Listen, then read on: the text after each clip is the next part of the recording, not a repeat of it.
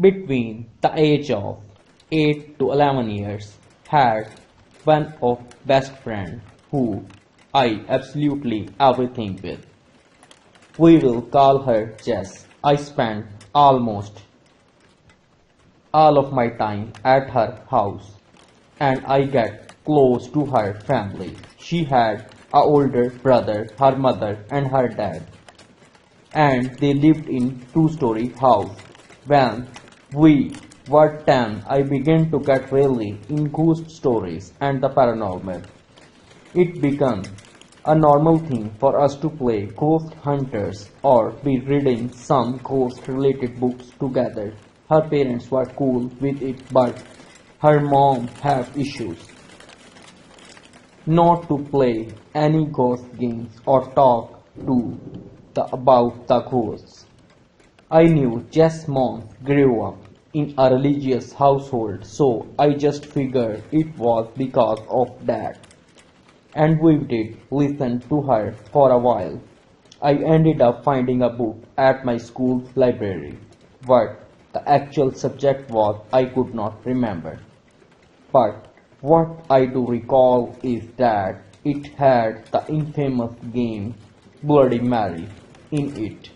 It was different, however. Instead of spinning 3 times and chanting the bloody spirits' names, you had to spin over 60 something times while chanting the name. Jess and I agreed that we just had to try it, mainly to prove to our classmates we are not chicken. So on Saturday, the week was hung out at Jess' house as usual. Her parents were going to visit grandma, then shop for dinner. Her brother was 4 streets away at his friend's house. It was perfect.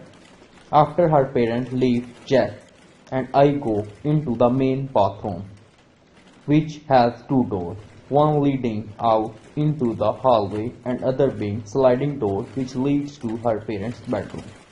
This door was heavy and made all noise when moved, so I choose to be one in front of my mirror and Jess is by the light switch as book said to have someone there to turn it on when you see the ghost. So I began spinning around in circles, chanting Bloody Mary over and over again. I got boring fast. By the time I reached 50, Jess and I were done with the whole thing, wanting to go for lunch. We, for whatever reason, decided to at least finish counting just to save waited. I can't remember the number I had reached. It was anywhere for 64 or 66, but all of a sudden we hear something hit the small bathroom window. Scared the hell out of us, but we laughed it off as a bird. Then one cue was other laughing loud, bone-chilling banging began to erupt from the other side of the sliding door. It was so loud and the door shook violently with very wind.